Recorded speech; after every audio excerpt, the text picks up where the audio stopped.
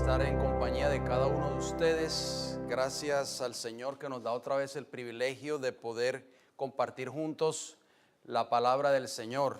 Esperamos de que cada uno de nosotros, tanto jóvenes, niños, adultos, todos juntos podamos recibir una bendición muy especial de nuestro Señor a través de las diferentes presentaciones que se han de llevar a cabo en el transcurso de este campamento. Esperamos de que el Espíritu de Dios pueda derramarse abundantemente sobre cada uno de nuestros corazones y que juntos podamos verdaderamente tener un encuentro personal con nuestro Señor y Salvador Cristo Jesús, que eso es lo más importante en la vida del cristiano.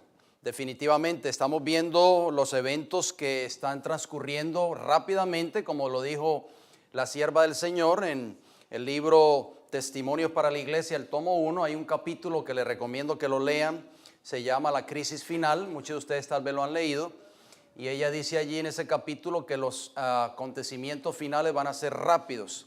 Así que vemos que el cumplimiento de la profecía bíblica se está cumpliendo ante nuestros ojos, como lo dijo el pastor Pérez en su disertación que tuvo anoche. La profecía bíblica se cumple ante nuestros ojos y nosotros como pueblo de Dios debemos hacer una preparación individual para encontrarnos muy pronto con Jesús. Y ese es el propósito de este campamento. Esperamos de que el Señor nos ayude a que este campamento sea de mucha bendición, que podamos tener un encuentro personal con Jesús y que podamos consagrar nuestras vidas a Él y prepararnos para su pronta venida. Vamos a abrir nuestras Biblias en esta hora, no vamos a tomar mucho tiempo y vamos a abrir nuestras Biblias en el capítulo 8 del libro de Mateo y vamos a encontrar allí una historia muy conocida por cada uno de nosotros, la hemos leído muchas veces, es muy familiar. Mateo capítulo 8 y vamos a leer los versículos del 23 hasta el 27. Mateo capítulo 8, versículos 23 hasta el 27. Y entrando él en la barca, o sea Jesús, sus discípulos le siguieron, dice el versículo 23. Y he aquí que se levantó en el mar una tempestad tan grande que las olas cubrían la barca, pero él dormía. ¿Quién dormía? Jesús. Y vinieron sus discípulos y le despertaron diciendo: Señor, sálvanos, que perecemos. Él les dijo: ¿por qué teméis, hombres de poca fe? Entonces, levantándose, reprendió a los vientos y al mar, y se hizo grande bonanza. Versículo 27 concluye: y los hombres se maravillaron, diciendo: ¿qué hombre es este, que aún los vientos y el mar le obedecen? En esta historia que nosotros leemos, muy conocida, vamos a sacar algunas lecciones muy importantes para nosotros como pueblo de Dios en el día de hoy. Vamos a extraer 5 lecciones importantísimas que nos van a ayudar a nosotros a prepararnos para el tiempo del fin. Yo sé que a nosotros nos gusta oír mensajes. Veníamos platicando con el pastor Pérez en nuestro viaje de Dallas aquí a este lugar y veníamos platicando de los diferentes acontecimientos, de lo que está sucediendo en el mundo, del cumplimiento fiel de la profecía bíblica, etcétera, etcétera. Y también hablábamos acerca de que muchas personas hoy, de que les gusta mucho el sensacionalismo. O sea, les gusta oír esos mensajes sensacionalistas, esos mensajes que le dicen o que apelan prácticamente al corazón de la persona y que le dicen: ya prácticamente lo que nos quedan son 2 o 3 días de tiempo de gracia, y ya la gracia se va a cerrar en una semana o 2 semanas. La ley dominical va a ser firmada en la semana que viene por el Papa que ha de venir o por el Congreso que se va a reunir en conjunto. O sea, ese es el mensaje que apela a los corazones de muchas personas. Pero lo más importante, hermanos, es nuestra preparación espiritual. Si nosotros no tenemos una preparación espiritual, un encuentro personal con Cristo, de nada sirve nada de eso. ¿Estamos de acuerdo? Jesús dormía en medio de la tormenta. ¿Cuál debe ser nuestra actitud en medio de la tormenta que se avecina? O en medio de la tormenta que este mundo está viviendo hoy. Jesús reprende la falta de fe de sus discípulos, ya lo vimos en el versículo 26. Vamos al primer paso, la primera lección que podemos sacar de esta historia. Número 1, reconocer que necesitamos de un Salvador. Mis hermanos, ese es el paso más importante en la vida de un cristiano. Reconocer que tú y yo necesitamos de un Salvador, porque así lo decía el versículo 25. Vinieron sus discípulos y le despertaron diciendo: Señor, sálvanos, que perecemos. Los discípulos necesitaron de un Salvador en medio de la tempestad. Mis queridos hermanos, si yo le pregunto a usted, si usted conoce a Cristo, lo más probable es que usted va a levantar su mano y va a decir que sí.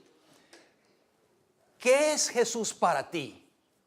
Es simplemente un judío que vino y vivió en esta tierra 33 años y luego murió en la cruz del Calvario, que lo conocemos, está escrito en la historia, en los libros de historias bíblicas para los niños. Se habla mucho de él en las clases de los niños, desde cuna hasta los adolescentes. ¿Eso es Jesús para ti o qué es Cristo para ti? ¿Qué es Jesús para ti? Los discípulos estuvieron 3 años y medio con el Salvador Jesús. Desayunaban con él, almorzaban con él, dormían con él, en fin, cenaban con él. Donde quiera que él iba, Jesús estaba con sus discípulos, pero en esos 3 años y medio nunca lo conocieron como su Salvador. Lo conocieron como un futuro Salvador que iba a venir a este mundo, los iba a liberar del yugo romano, los iba a libertar finalmente, se iba a autoproclamar como rey de Israel, iba a ocupar el trono vacante de David, se iba a coronar de rey allí en Jerusalén, y finalmente ellos iban a volver a ser esa nación poderosa, iban a volver a anhelaban ser nuevamente ese pueblo poderoso que existió, que tuvo ese auge, ese dominio o esa fama en los tiempos del rey David. Ese era el Mesías que ellos veían. Ellos no lo conocían como su Salvador personal. Nosotros tenemos que conocer a Jesús no como un libertador que vino y murió por nosotros, sino que lo tenemos que conocer como un Salvador de tus pecados y de mis pecados. Muchos hoy no creen en un Salvador que se llama Cristo Jesús. Para ellos simplemente es un cuento, es algo ficticio, es una fábula. Creen en sí mismos. ¿Por qué? Porque creen en el dinero, creen en las riquezas, en la fama, en la posición económica, en el trabajo, etcétera, pero no saben de que tienen un Salvador en el cielo que los puede liberar de sus pecados. En Mateo capítulo 1, versículo 21 nos dice: y será llamado su nombre Jesús, porque él salvará ¿a quién? A su pueblo de sus pecados. Esa es la experiencia que tú y yo necesitamos vivir hoy.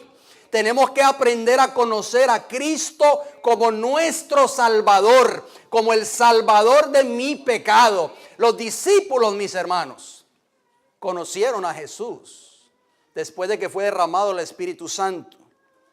Vayamos a Lucas capítulo 2, versículo 10. Lucas el capítulo 2, versículo 10 y versículo 11 dice lo siguiente: pero el ángel les dijo: no temáis. Cuando estaban los pastores allí en las montañas de Judá pastoreando sus rebaños: no temáis, porque aquí os doy nuevas de gran gozo, que será para todo el pueblo. ¿Cuáles eran esas nuevas de gran gozo? ¿Cuáles son? Que os ha nacido hoy en la ciudad de David, ¿qué cosa? Un Salvador, que es que Cristo el Señor. Mis hermanos, tenemos un Salvador, que es Cristo el Señor. Ese Salvador puede salvarte a ti y a mí de mis pecados. ¿Cuál es el mayor testimonio que nosotros podemos dar en favor del Evangelio? ¿Cuál es el mayor testimonio? Primera de Juan, capítulo 4. Estas palabras escritas por un hombre que se llamó Juan. Un hombre que fue llamado por Jesús, el hijo de ¿quién? Del trueno. Un hombre que tenía muchos defectos de carácter, ¿sí o no? Como muchos de nosotros los tenemos. Pero fue transformado por el poder de Cristo Jesús.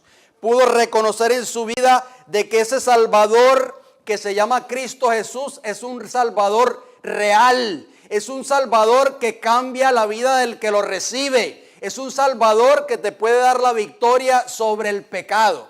Primera de Juan capítulo 4 versículo 14. Noten lo que escribió este hombre. Y nosotros hemos visto y testificamos que el Padre ha enviado al Hijo, el Salvador del mundo. Todo aquel que confiese que Jesús es el Hijo de Dios, o sea que es el Salvador del mundo, que es el que te salva a ti del pecado, que es el que te ha rescatado de tus pecados, que es el que ha transformado tu vida, dice Dios permanece en él y él en Dios. Amén. Mis hermanos, este es el mayor testimonio que tú y yo podamos dar en favor del Evangelio, lo que Cristo ha hecho en tu vida. ¿Estamos de acuerdo? Amén. Los discípulos, absortos en sus esfuerzos para salvarse, dice el espíritu de profecía, se habían olvidado de que Jesús estaba a bordo. Ahora, reconociendo que eran vanas sus labores y viendo tan solo la muerte delante de sí, se acordaron de aquel a cuya orden habían emprendido la travesía del mar. En Jesús se hallaba su única esperanza. En su desamparo y desesperación clamaron: Maestro, Maestro. Cuán a menudo experimentamos nosotros lo que experimentaron los discípulos. Cuando las tempestades de la tentación nos rodean y fulguran los fieros rayos y las ondas nos cubren, batallamos solos con la tempestad, olvidándonos de que hay uno que se llama Cristo Jesús y que puede ayudarnos. Deseado de toda la gente, de la página 301 y 302 está esa declaración. Mis hermanos, nosotros no podemos batallar solos sin la ayuda de Cristo Jesús. ¿Cuántas veces has tratado de vencer algún mal? ¿Cuántas veces has tratado de vencer algún pecado, algún defecto de carácter y has fracasado una y otra vez? ¿Sabes qué tienes que hacer hoy? Tienes que reconocer finalmente en tu vida que necesitas un Salvador. Porque por tú mismo no puedes lograr la victoria. Solo Cristo Jesús. Lo vamos a leer a continuación más adelante. Paso número 2. Fíjense bien, basado en esta historia tan sencilla que leímos en Mateo 8, 23 al 27.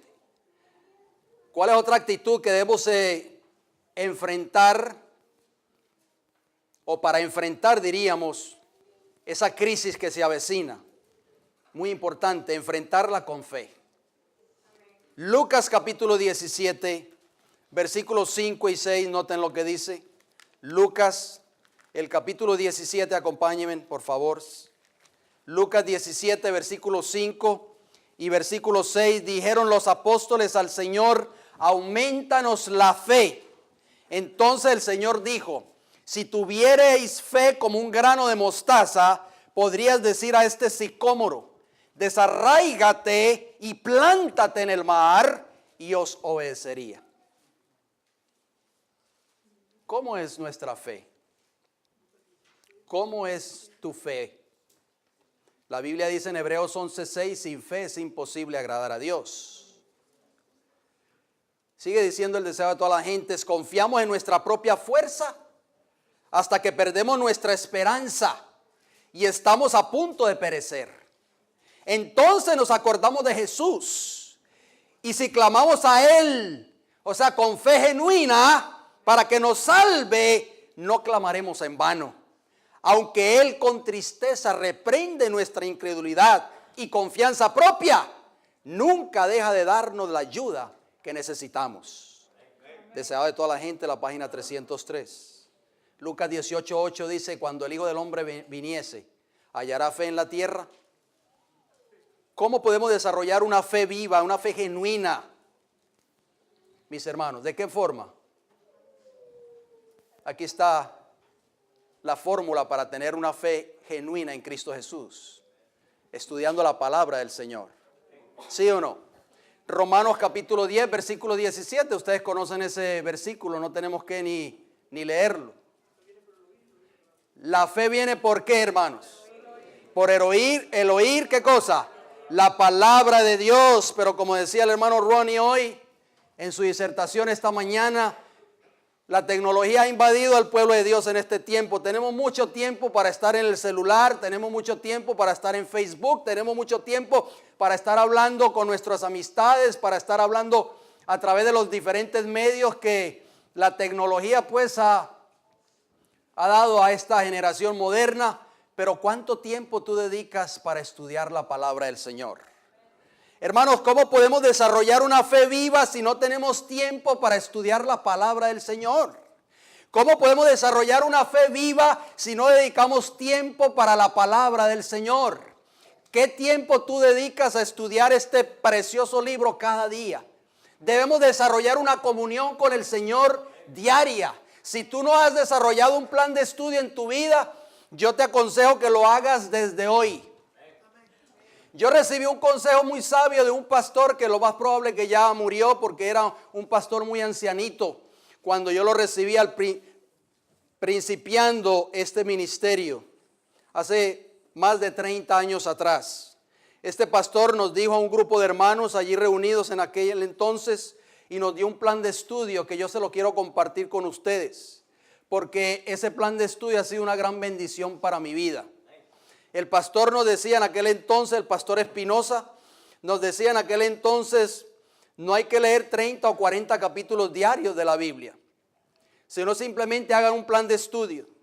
Y él nos decía, todos los días, propónganse en su corazón, saquen tiempo, tiene que haber una disciplina, mis hermanos. Así como nosotros sacamos tiempo para estar en el teléfono celular o estar en la internet o estar en cualquier otra cosa. Tenemos tiempo para trabajar, tenemos tiempo para socializarnos con las personas o tenemos tiempo para estar tal vez frente a un aparato de televisión.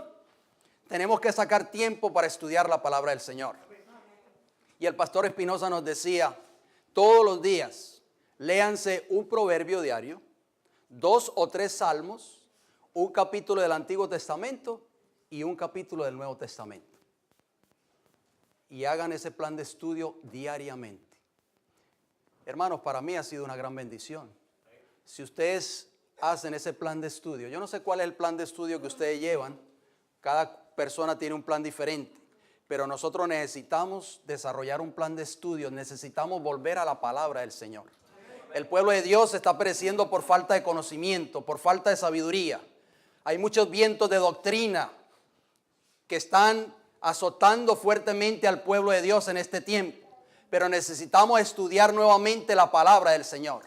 La palabra del Señor debe ser expuesta detrás de cada púlpito, detrás de cada púlpito del pueblo de Dios. La palabra de Dios debe ser exaltada, mis hermanos. No lo dicho de los hombres, es la palabra del Señor. Necesitamos estudiar la palabra del Señor. Necesitamos conocer. Si queremos desarrollar una fe fuerte, una fe firme, una fe y una confianza absoluta en el Señor, tenemos que escudriñar la palabra del Señor. No podemos conformarnos con los mensajes que caen de labios del predicador cada semana. No podemos conformarnos con solo eso. Tenemos que ir a nuestros hogares y tenemos que escudriñar la palabra del Señor por nosotros mismos. Paso número 3, escuchen bien, debemos tener menos fe. Menos fe, pero usted acaba de decir que debemos de tener fe, que necesitamos tener fe. Debemos de tener menos fe, gracias hermano, en lo que creemos poder hacer por nosotros mismos y más fe en lo que el Señor puede hacer por nosotros. La próxima actitud que debemos tener es confianza, mis hermanos. Nunca tenga fe ni confíe en el ser humano. Por favor, no deposite su confianza en el ser humano, porque cada vez que usted deposita su confianza en el ser humano, siempre va a salir chasqueado. Jeremías, el capítulo 17, texto muy conocido por nosotros. Jeremías, el capítulo 17, dice el Señor en el versículo 5, así ha dicho Jehová, maldito el hombre o el varón que confía en el hombre y pone carne por su brazo y su corazón se aparta de Jehová. Versículo 7 dice, bendito el varón que confía en Jehová y cuya confianza es Jehová. Mis hermanos, nosotros necesitamos desarrollar una fe en el Señor. Este capítulo para mí fue un capítulo de inspiración. Y les voy a contar mi propio testimonio. Este servidor hace aproximadamente 2 años atrás fue diagnosticado con cáncer del colon. Para mí fue un golpe muy fuerte. Yo le dije al doctor que me dio el diagnóstico, yo le dije, doctor, yo he sido vegetariano por más de 30 años. ¿Cómo es posible que yo tenga cáncer del colon? Y él me dijo, es posiblemente que es genético. Eso es lo que dicen los médicos. En fin, me tuve que someter a una operación. Después de que me operaron, tuve que ir a donde un oncólogo. Y el oncólogo me dijo, tu cáncer es fase 2. Tienes 2 opciones. Puedes coger quimioterapia o no coger quimioterapia. Si no coges quimioterapia, el cáncer puede regresar en 2 años e ir al hígado. Y ahí sí, digo yo, sentencia de muerte, me dijo el doctor. ¿Qué quieres hacer? Hermanos, cuando nosotros somos probados, ahí es donde tenemos que desarrollar nuestra fe. Yo leí Jeremías 17 y cuando leí el versículo 7, yo dije, bendito el varón que confía en Jehová y cuya confianza es Jehová. Seguí leyendo el capítulo y me encontré con el versículo 14. El versículo 14 dice, sáname, oh Jehová, y seré sano. Sálvame y seré salvo, porque tú eres mi alabanza. Amén. Mis hermanos, yo le dije al doctor, le digo, doctor, no quiero coger quimioterapia. El doctor se sorprendió, la enfermera abrió los ojos, me dijo, Mr. Lopera, ¿cómo va a hacer usted eso? Dice, yo he tomado la decisión de no coger quimioterapia. Me he estado chequeando, cada 3 meses tengo que ir a donde el oncólogo, me hace un exhaustivo examen de sangre y cada vez para la gloria del Señor doy testimonio. El doctor me dice, todo está bien, todo está trabajando normal, tu hígado está trabajando bien, tus riñones están trabajando bien, tu sangre está bien, todo está perfectamente bien. Yo digo, para la gloria y la honra del Señor. Tenemos que confiar en el Señor, mis hermanos. Esta bendita palabra nos fortalece. Por eso dice Romanos, como mencionamos, Romanos 10:17, el oír la palabra de Dios nos fortalece nuestra fe. Así que ese tercer paso, tenemos que confiar más en el Señor y menos en lo que nosotros creemos poder hacer por nosotros mismos. El libro de los Salmos, Salmo 118, noten lo que dice. Salmo 118, hermosas promesas, espero que ustedes las apunten si no desean buscarlas. Salmo 118 y el versículo 8 nos dice, mejor es confiar en Jehová que confiar en el hombre. Maravillosa promesa, mis hermanos. ¿En quién confías tú? ¿En quién estás confiando tú? ¿En el pastor de tu iglesia? Salmo 125 y el versículo 1. Note lo que dice. Salmo 125 y el versículo 1 dice, los que confían en Jehová son como el monte Sión, que no se mueve, sino que permanece para siempre. Alabado sea el Señor. Amén. Mis hermanos, cuando nosotros hemos depositado nuestra confianza en Jehová, viene la prueba, viene el enemigo, viene cualquier cosa. Si nosotros confiamos en Jehová, el Señor nos dará el poder para permanecer firmes. Amén. El libro de Nahum, noten bien, hay una promesa maravillosa. En el libro de Nahum, el Señor va a reconocer en el tiempo del fin a un pueblo. ¿Saben a quién va a reconocer el Señor en el tiempo del fin? Vamos a ver qué nos dice el libro de Nahum. Nahum capítulo 1. Está después de Miqueas. Nahum capítulo 1. Y el versículo 7 nos dice, Jehová es bueno, fortaleza en el día de la angustia y conoce a los que en él confían. Gloria al Señor. Mis hermanos, Jehová conoce el corazón de cada uno de nosotros. Conoce si tú confías en Él o confías en el hombre. Por eso es muy importante este paso que estamos mencionando, el número 3. Tener menos fe en lo que creemos poder hacer por nosotros mismos y más fe en lo que el Señor puede hacer por tu vida. No confíes más en lo que tú puedas hacer por ti mismo, porque siempre vas a fracasar, siempre vas a caer. Confía en Jehová, que Él es tu fortaleza. Nuestra única seguridad está en desconfiar constantemente en nosotros mismos y confiar siempre en Cristo Jesús. El que depende constantemente de Dios, con fe sencilla y confianza en Él, acompañada de la oración, estará rodeado por los ángeles del cielo. Aquel que vive por la fe en Cristo será fortalecido y sostenido, capacitado para pelear la buena batalla de la fe y de aferrarse finalmente de la vida eterna. Paso número 4, para poder enfrentar esa crisis que viene, para poder estar listos. El paso número 4 es la obediencia, mis queridos hermanos.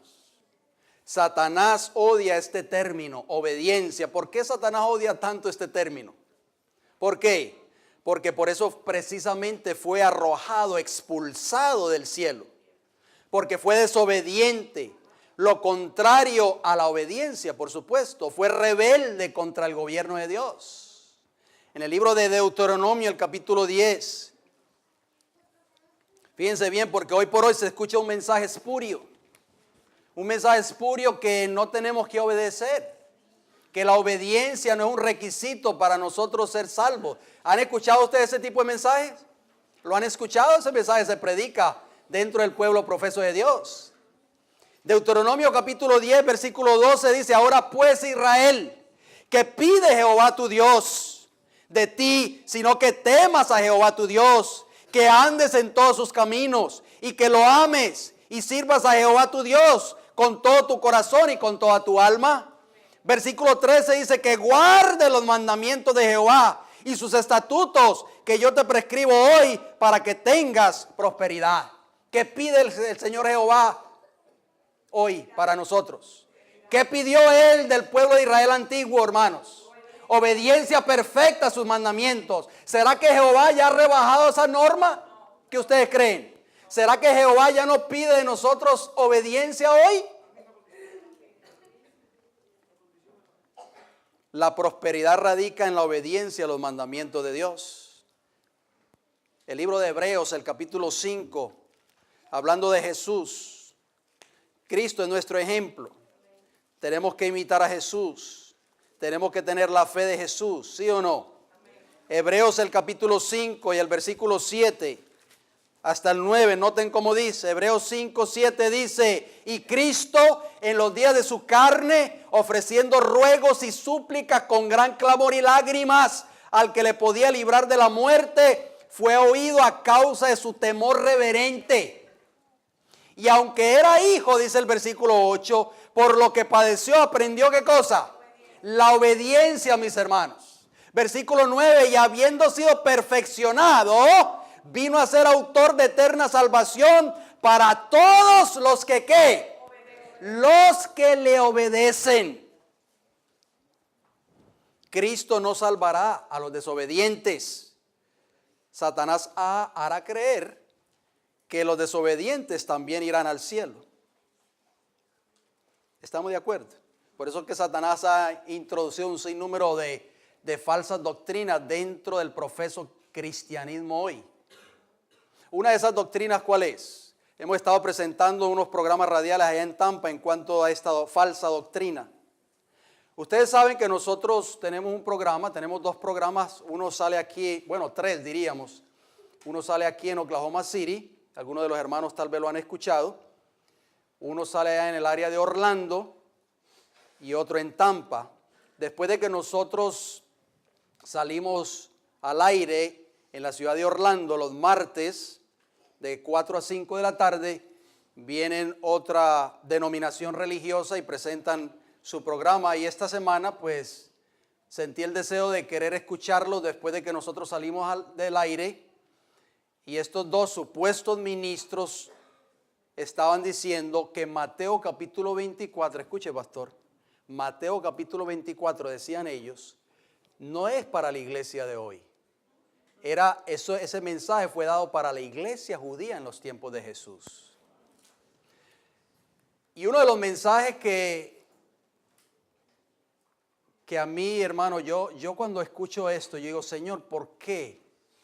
¿Por qué permite el Señor que estos hombres que dicen ser ministros del Evangelio, que se autoproclaman ministros, echen por tierra la verdad maravillosa escrita en la palabra del Señor? La obediencia es muy importante para nosotros. Satanás hará creer que es imposible obedecer a Dios, pero el Señor tendrá un pueblo fiel a sus mandamientos.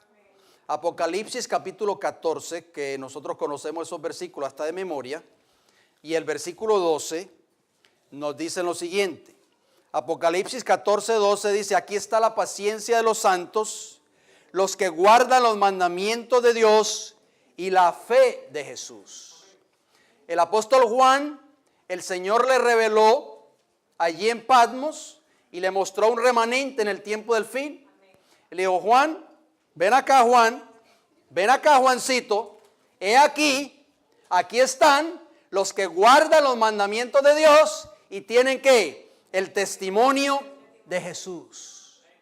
El Señor va a tener un pueblo en esta tierra que ¿qué va a hacer ese pueblo en el tiempo del fin? Ese pueblo remanente, hermanos. Mira, el nombre de Jehová, el nombre de Dios, el carácter de Jehová ha sido mancillado prácticamente por 6,000 años de pecado. ¿Por quién? Por Satanás. Y ese nombre de Jehová, ese carácter que es la ley moral de Dios, ha de ser puesto en alto nuevamente por el pueblo que guarda los mandamientos de Dios. Así que el carácter del Señor va a ser vindicado en el tiempo del fin. Va a ser vindicado por hombres y mujeres, por niños, por jóvenes como ustedes y como este servidor quien les habla.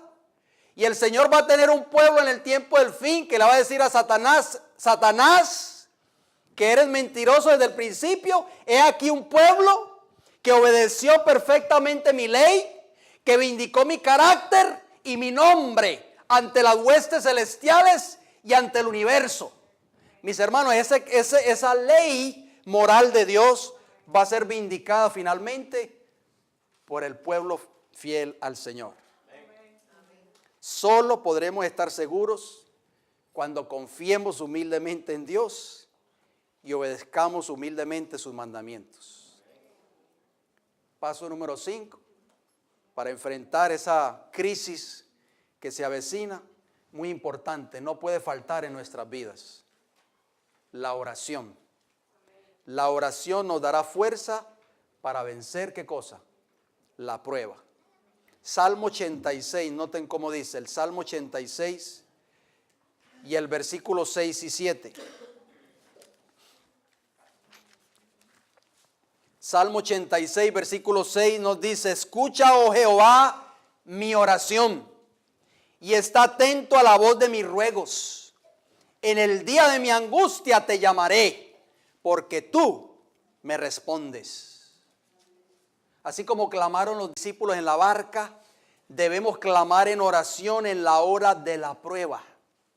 Mis queridos hermanos, ¿cuál fue la clave que Cristo le dio a los discípulos para que vencieran la tentación allí en Getsemaní? Velad y ¿qué? Y orad, para que no entréis o no caigáis o no cedáis a la tentación. El profeta Daniel oraba 3 veces al día. Nosotros necesitamos orar. ¿Hemos descuidado la oración, mis hermanos? Es algo fundamental en la vida del cristiano. Nosotros no podemos descuidar la oración. A veces nos levantamos y vamos tan apresurados para el trabajo, tal vez, para cumplir con nuestras obligaciones. Salimos corriendo por la puerta y no tenemos tiempo para comunicarnos con Dios a través de la oración. Allí en la casa del hermano Jesús hay un rotulito ahí prácticamente en la puerta. Dice: no salgas sin haber orado. Qué lindo eso, mis hermanos. Es muy importante que nosotros oremos al Señor.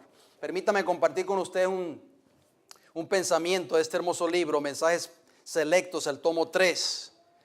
La página 148 dice lo siguiente. Escuchen bien esta cita, hermanos. Dice: las tentaciones a las cuales fue sometido Cristo eran una terrible realidad. Como persona libre, Él fue puesto a prueba, con libertad para ceder a las tentaciones de Satanás y obrar en desacuerdo con los propósitos de Dios. Si esto no hubiera sido así, si no hubiera sido posible para Él caer, no podría haber sido tentado en todo punto como es tentada la familia humana. O sea, ¿Cristo pudo haber caído, sí o no? ¿Pudo haber cedido a la tentación, sí o no? Claro que sí, mis hermanos. Las tentaciones de Cristo y los sufrimientos que tuvo a consecuencia de ellas estaban en proporción a su carácter elevado e impecable. Cuando nosotros queremos vivir una vida piadosa en Cristo Jesús, como dice Pablo, vamos a ser tentados, vamos a ser azotados por el enemigo, vamos a ser perseguidos, vamos a ser calumniados, como decía nuestro hermano Ronnie hoy. En fin, vamos a sufrir un sinnúmero de ataques constantes de Satanás. Y es por eso que hoy, más que nunca, necesitamos de esta llave, el poder de la oración. Noten cómo termina esta declaración, la página 149. No ejerció, hablando de Cristo, en su propio beneficio, ningún poder que el hombre no pueda ejercer. O sea, nosotros a veces llegamos a pensar de que Cristo pudo vencer porque Él era el Hijo de Dios. Como hombre hizo frente a la tentación y venció con la fuerza que Dios le dio.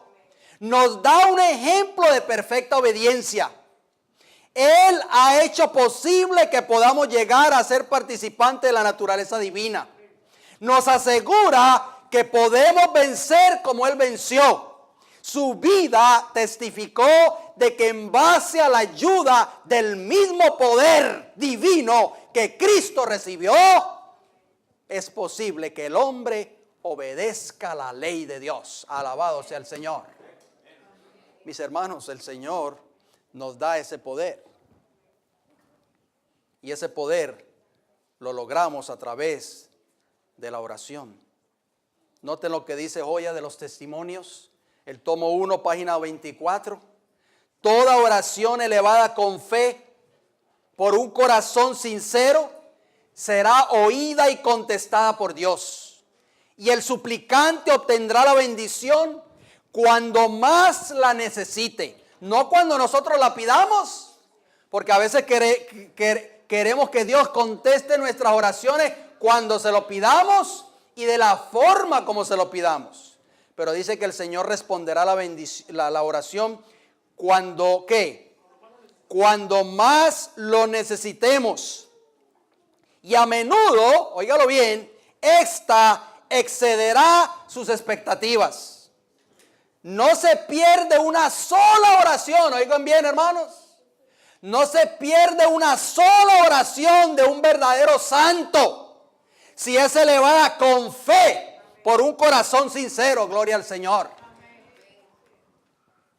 Mis queridos hermanos, nosotros necesitamos prepararnos. El tiempo del fin está cerca. Podemos hablar de lo que está pasando en el mundo, podemos predicar de ello. Sí, es muy importante que hablemos de eso, porque es el cumplimiento fiel de la palabra del Señor. El apóstol Pablo y el apóstol Pedro lo dijeron. Pablo dijo: no despreciéis las profecías. Y el apóstol Pedro dijo que debemos estar atentos al cumplimiento fiel de la palabra profética como una antorcha que alumbra en lugar oscuro.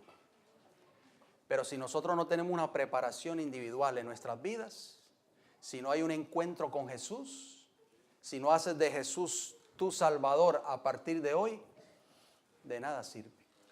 Cristo puede salvar tu vida. Cristo puede cambiar tu carácter.